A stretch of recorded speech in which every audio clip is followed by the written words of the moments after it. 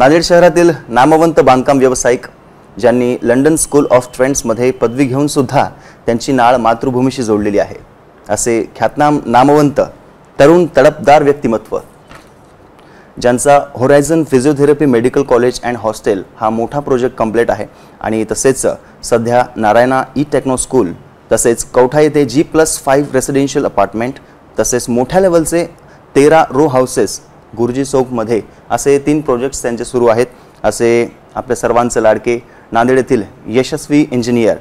तर स्वागत करूया फोर्स इन्फ्रा डिझाइन अँड प्रोजेक्ट्सचे managing director mister Om Ruikar sir. Om sir, आपलं या इंटरव्यू मध्ये खूप खूप स्वागत आहे। धन्यवाद। Om sir, icon steel build आयकॉनच्या या विशेष मुलाखतीमध्ये आपलं मनापासून स्वागत करतो।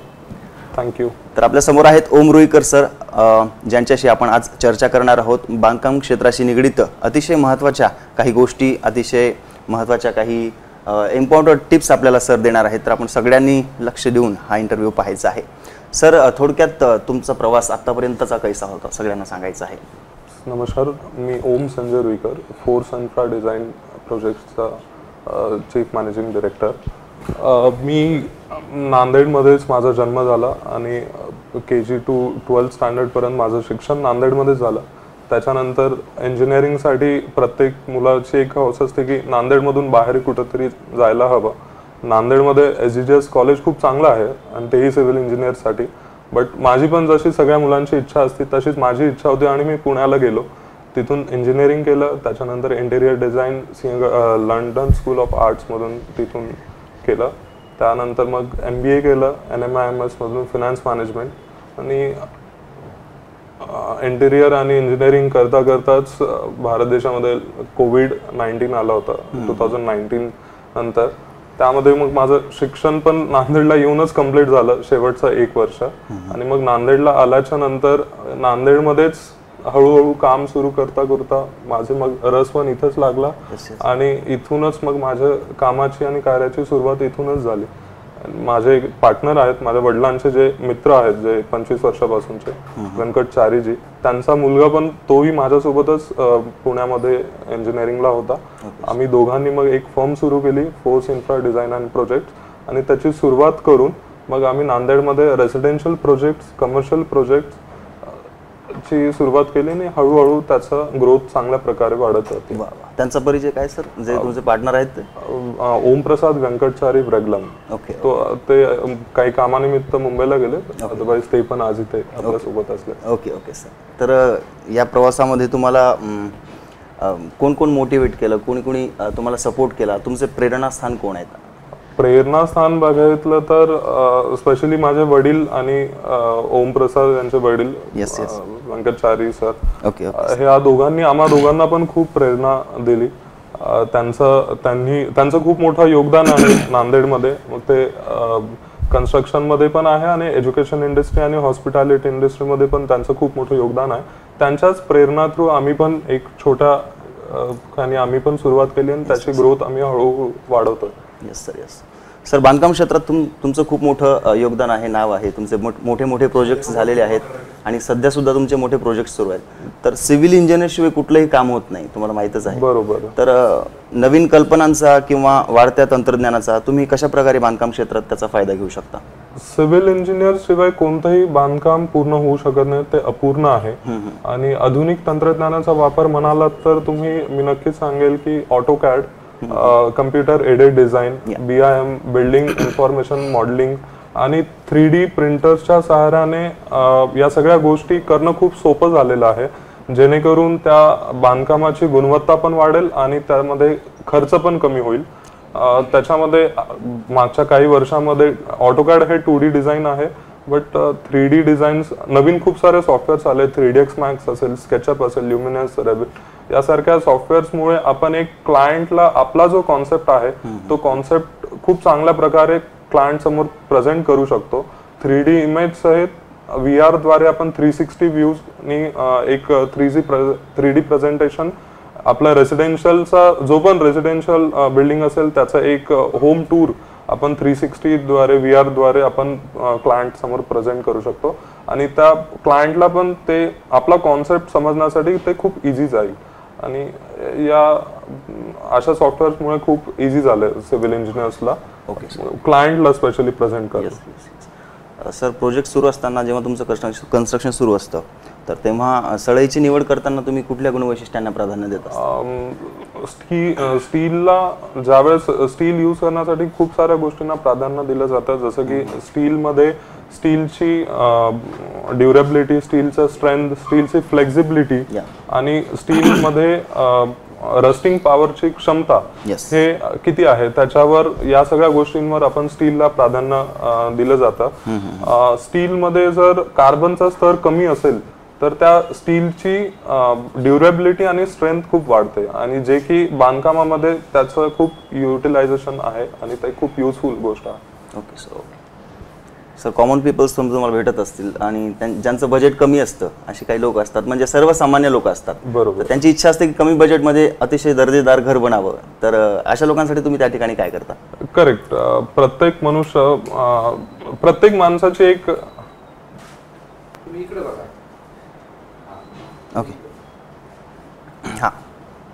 प्रत्येक माणसाची एक इच्छा असते किंवा तो त्याच्या आयुष्यातला एक खूप मोठा संकल्प असतो की त्याचं स्वतःचं हक्काचं घर असणं खूप गरजेचं आहे.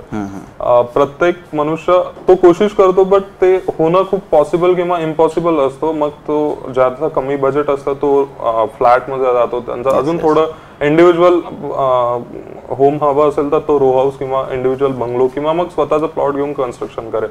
अशा खूप साऱ्या गोष्टी असतात. कमी खर्चामध्ये घर बनवणं हे एक सिव्हिल इंजिनियरसाठी टास्क म्हणता येणार नाही, टास्क हे म्हणू शकतो, बट त्याच्यामध्ये खूप चांगल्या गोष्टी आपण करू शकतो. जसे की सपोज लोकल मध्ये जे मिळणारे, लोकलमध्ये जे अवेलेबल असणारे ज्या गोष्टी आहेत, जे साधनं आहेत, त्याचा यूज करून आपण कन्स्ट्रक्शनचा रेट कमी करू शकतो. अजून क्वालिटी सोबत आपण रेट्स कसे बल्क क्वांटिटीमध्ये आपण परचेस केलं तर त्याचा रेट कमी जातो, किंवा थोडं थोडं घेण्याऐवजी आपण बल्कमध्ये घेऊन आपण जर कन्स्ट्रक्शन केलं तर आपण त्याचा रेट कमी करू शकतो. खूप छोट्या छोट्या गोष्टी आहेत. साधनांचा वापर लोकल करू शकतो. लेबर जर लोकलचे लेबर यूज करून आपण केलं तर त्या गोष्टीमध्ये खर्च कमी होऊ शकतो. अजून टेक्निक्सद्वारे जर आपण काम केलं तर त्या टेक्निक्सद्वारे जे टेक्नॉलॉजी जी आहे त्या टेक्निक्स थ्रू जर आपण काम केलं तर तिथेही आपण बजेट आपण कमी करू शकतो. चॉईसेस ऑफ जे जे कन्स्ट्रक्शनमध्ये जे साधन लागतात, मग स्टील असेल, कॉन्क्रीट असेल, अजून बाकी भरपूर गोष्टी लागतात, त्याचं कशाप्रमाणे चॉईस करून आपण त्याचा रेट कसं कमी करू शकतो हे सिव्हिल इंजिनियर चांगल्या प्रकारे करू शकतात. ओके सर, ओके सर, तुम्ही तरुण अभियंत्यांसाठी कोणत्या संधी देऊ पाहता आणि ते प्रदेशाच्या विकासात कसं योगदान देऊ शकतात असं वाटतं? तरुण इंजिनियर्स, जे यंग इंजिनियर्स आहेत, आजच्या जनरेशनचे जे इंजिनियर्स आहेत, मग माझ्यासोबतचे, माझ्या एजचे किंवा माझ्यापेक्षा एक समोरच्या 5-6 वर्षामधले जे इंजिनियर्स आहेत, त्यांच्यासाठी भारत देशामध्येच नव्हे या पूर्ण वर्ल्डमध्ये सिव्हिल इंजिनियरसाठी खूप मोठा स्कोप आहे. येणाऱ्या पुढच्या काही वर्षांमध्ये अजून नवीन नवीन टेक्नॉलॉजीज येत आहेत. दरवर्षी काही ना काही, दर 4 महिन्यालाच म्हणा तुम्ही, दर 4 महिन्याला नवीन काहीतरी टेक्नॉलॉजी येते. त्या टेक्नॉलॉजी युटिलाइज करून आपण कन्स्ट्रक्शन मध्ये खूप सारे कमी खर्चामध्ये आपण काम करू शकतो. मगाशी मी सांगितलं, रेड ब्रिक्सचा जो रेट आहे आणि AAC ब्लॉकचा जो रेट आहे, त्या दोघांच्या रेट मध्ये जर आपण कंपॅरिझन केलं तर बराचसा कॉस्टिंगचा फरक पडतो. मग आपण रेड ब्रिक्स यूज केलं, त्याला मॉर्टर जर यूज करत असेल, जे आपला कॉन्क्रीट मिक्स असतो, तो आपण जो मिक्स करतो त्याचा रेशो आणि AAC ब्लॉकला लागणारा केमिकल त्यांचा रेशो बघितला तर ते खूप कमी खर्चामध्ये होतं आणि काम फास्ट होतं. जर जितकं कमी कालावधीमध्ये जर आपण काम करत असू आणि कमी रेटमध्ये काम करत असू तर त्या प्रोजेक्टचं पण एक कॉस्टिंग कमी पडतं, ते काम लवकर पूर्ण होतं. त्या कामामधून मोकळे झालो तर आम्ही पण मोकळे होऊ शकतो आणि आम्ही दुसऱ्या प्रोजेक्टला शकतो. याच्यासोबतच पूर्ण भारत देशामध्ये आजकाल नवीन नवीन प्रकारचे रस्ते, नवीन पूल, मग इलेक्ट्रिक सेंटर्स मध्ये पण सिव्हिल इंजिनियरचं खूप मोठं काम असतं. पाटबंधारे विभाग झालं, या सगळ्या गोष्टींमध्ये सिव्हिल इंजिनियरचा गरज असतो. आणि सिव्हिल इंजिनियर्सचं एक मोठं वैशिष्ट्य आहे की आपल्या मनुष्याला 3 मूलभूत गरजा असतात: अन्न, वस्त्र, निवारा. आणि निवारा हे या क्षेत्राची देण आहे. निवारासाठी हा क्षेत्र असा आहे की या क्षेत्राला कधीच काय म्हणतात एंड नाहीये, हे लाईफ टाइम चालणारी गोष्ट आहे. लॉकडाऊन मध्ये पण प्रत्येक गोष्ट बंद होते, बिझनेस जरी खूप साऱ्या लोकांचा बंद असला तर एकमेव अशी गोष्ट होती जे मेडिकल फील्ड आणि सिव्हिल हे चालू होते काम. जर तुम्ही बघितलं महाराष्ट्रातलं एक मोठं उदाहरण म्हणलं तर पुण्याचा जो कायापालट झाला आजचा ते लॉकडाऊन मध्येच झालेला आहे. त्यामुळे मग मला असं वाटतं की तरुण सिव्हिल इंजिनियर्सला भारत देशामध्ये आणि वर्ल्ड मध्ये खूप मोठी संधी आहे आणि खूप मोठा स्कोप आहे. Okay sir. सर मोठ्या लेवलचे तुमचे प्रोजेक्ट्स असतात तर त्यामध्ये आयकॉन स्टीलचा वापर केलाय का तुम्ही? नक्कीच, मी आयकॉन स्टीलचा वापर केला आहे. आयकॉन स्टीलचा एक गुणवत्ताच्या आधारे आणि एक ड्युरेबिलिटीच्या आधारे ते काम करतात. आयकॉन स्टीलची फ्लेक्झिबिलिटी, आयकॉन स्टीलची स्ट्रेंथ ही खूप चांगल्या प्रकारची आहे आणि त्या चांगल्या प्रकारच्या स्टीलमुळे आम्ही जे कन्स्ट्रक्शन करतो किंवा आम्ही ते ज्या पण क्लायंटला आम्ही देतो ते एक खूप चांगला त्यांचा फीडबॅक असतो. आयकॉन स्टीलचा अजून एक वैशिष्ट्य म्हणजे ते जे पण माल प्रोव्हाइड करतात ते कमी टाइम मध्ये प्रोव्हाइड करतात जेणेकरून आम्हाला ऑन साइट प्रॉब्लेम्स नाही होणार. फटाफट ते स्टील आमच्यापर्यंत येऊन जातं आणि त्याची एक काम फास्ट सुरू होतं लवकरात लवकर आल्यामुळे. आणि त्या एक प्रत्येक आयकॉन स्टीलचे जे पण हे आहेत एम्प्लॉईज त्यांचं पण खूप जास्त सपोर्ट असतो, त्यामुळे आम्हाला पण थोडं इझी जातं. आयकॉन स्टील चांगल्या प्रकारे काम करतं. सर लंडनमध्ये तुमचं शिक्षण पूर्ण झालंय तर तिथला अनुभव थोडक्यात आम्हाला सांगा प्लीज. लंडनमध्ये माझं जे इंडियामध्ये झाल्याच्या नंतरचं बाहेरचं जे पण मी शिक्षण घेतलं त्याला कालावधी मला खूप कमी भेटला कारण की लॉकडाऊन लागला आणि मला वापस यावं लागलं. पण जितका पण दिवस मी तिथं होतो तिथे मला एक बघण्यात आलं की भारत देशामध्ये जे टेक्नॉलॉजीज आहेत त्या टेक्नॉलॉजी पेक्षा लंडनमध्ये खूप साऱ्या जास्त टेक्नॉलॉजी अपग्रेडेड व्हर्जन आहे. आपण कुठंतरी या गोष्टीमध्ये मागे आहोत अजूनही, पण आपण ती कमतरता पूर्णपणे लवकरात लवकर करून घेऊ.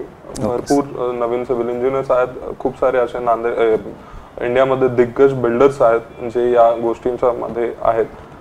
बट तिथं कुठंतरी आपण थोडं बहुत मागे आहोत. लंडन मध्ये तिथलचा निसर्ग, तिथलचा जो ऍटमॉस्फिअर आहे ते ऍटमॉस्फिअर कन्स्ट्रक्शन साठी उपयुक्त थोडं बहुत नाही आहे जे इंडियन कंपॅरेटिव्ह इंडिया भारतामध्ये. मग तिथं वेगवेगळ्या प्रकारे ते मॉर्टर मध्ये जे मॉइश्चर असतो आपण M25 to M45 यूज करतो, मग तिथं थोडं बहुत मॉर्टरचा रेशो चेंज होतो. तिथलची सँड आणि तिथलचं कॉन्क्रीट ते वेगळं असतं. तिथं थोडं अपग्रेडेड व्हर्जन असतं, ते ऑलरेडी रेडीमिक्स करून ते खूप साऱ्या प्रोव्हिज करून मग ते करतात. अशा छोट्या मोठ्या गोष्टी आहेत ना, पण आपण लवकरच त्यांना भारत देशामधल्या सगळे लोक त्यांना लवकर अचीव करू आपण.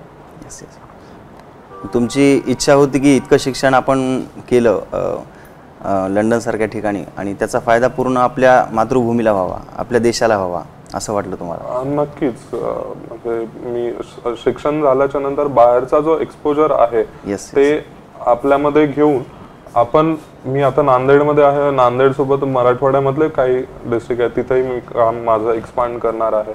तर मग तो एक्सपोजर आपल्या इथलच्या लोकांना देण्यामध्ये जी मजा आहे ती बाकी गोष्टींमध्ये नाही. तो एक्सपोजर इथलच्या लोकांमध्ये, तिथलच्या डिझाईन्स, तिथलचा जो आर्किटेक्ट थीम आहे ते थीम जर आपण इथे घेऊन आपण इथल्या सर्वसामान्य लोकांना जर दिलं ते खूप आनंदाची गोष्ट असेल. ती माझ्यासाठी पण आनंदाची गोष्ट असेल आणि त्यांना पण तो थीम अक्वायर करायला ते पण खूप चांगली त्यांना आनंद होईल. नक्की सर, तुमचं परिश्रम, तुमचं नॉलेज, तुमचा पूर्ण एक्सपिरियन्स याचा फायदा नक्कीच आपल्या देशाला म्हणा किंवा आपल्या जिल्ह्याला होणारच आहे. खरंच तुम्हाला खूप खूप शुभेच्छा त्यासाठी आमच्या सर्वांच्या वतीने.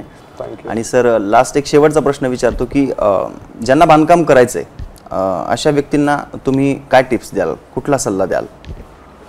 बांधकाम ज्यांना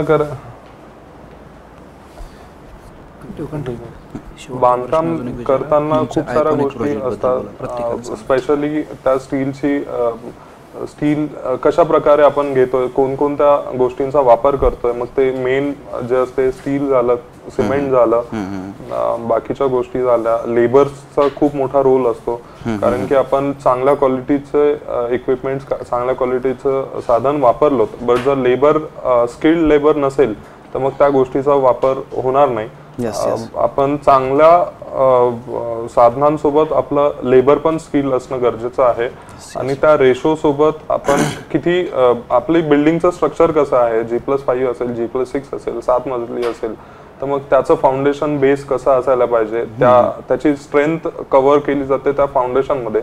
आपलं जे पण स्ट्रक्चरल इंजिनियर्स असतील, आर्किटेक्ट असतील, मग त्या पूर्ण त्या स्ट्रक्चरल इंजिनियरचा खूप मोठा त्याच्यामध्ये रोल असतो. मग त्यांनी जे दिलेले ज्या गोष्टी आहेत त्याला आपण फॉलो करणं खूप गरजेचं असतं. नाहीतर बऱ्याचशा वेळेस असं होतं की जनरली आता माझ्यासोबत पण असं झालं, मेन सिटीमध्ये ऑलरेडी कन्स्ट्रक्शन झालेले खूप सारे कमर्शियल बिल्डिंग्स आहेत. सपोज 3 प्लॉट आहेत, लेफ्ट आणि राईटचा प्लॉट झालाय, सेंटर मधला प्लॉट रिकामा आहे आणि त्याचं मी कन्स्ट्रक्शन करतोय. तर हे जे एक्झिस्टिंग 2 जे कन्स्ट्रक्शन झालेले बिल्डिंग आहेत ते कट टू कट कन्स्ट्रक्शन झालेलं असतं. तर मग ज्यावेळेस मी फाउंडेशन करायला जातो त्यावेळेस राईट साइड आणि लेफ्ट साइडची जी आउटर बाउंड्री असते फाउंडेशनची, मग ते मी ज्यावेळेस त्याचं एक्झिक्युशन करतो त्यावेळेस ते मग सगळे तिथलचे ते बाजूला यायला जातात. म्हणजे आजूबाजूचे जे पण असेल ते एकतर तुटतं किंवा मग त्याच्या खालची जी पण सँड असेल किंवा मुरुम असेल, जे काही असेल ते सगळं बाजूला यायला जातं. त्याच्यामुळे मग बाजूच्या दोन्हीची बिल्डिंगची स्ट्रेंथ कमी होऊन जाते. कारण ते फिल केल्याच्या नंतर जरी ते बाहेर निघत असेल तर ते कोलॅप्स होण्याची खूप शक्यता असते. ते आपण त्याची काळजी घेतली पाहिजे.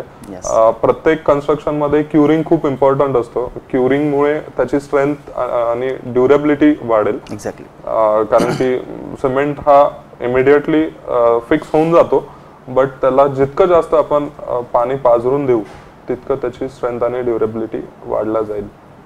तुमचा आयकॉनिक प्रोजेक्ट कोणता आहे त्याबद्दल थोडं सांगायचं आहे? असं माझं आयकॉनिक प्रोजेक्ट आतापर्यंत मी कमर्शियल आणि रेसिडेन्शियल मध्ये काम केलेलं आहे. रेसिडेन्शियल मध्ये अपार्टमेंटचं काम केलं आहे 2 BHK आणि 3 BHK कोठामध्ये. ते सक्सेसफुल झालेलं आहे. आणि नांदेडमध्ये कॉलेजेसचे काम मी केलेले आहेत, मोठ्या मोठ्या इमारतीचं काम केलंय.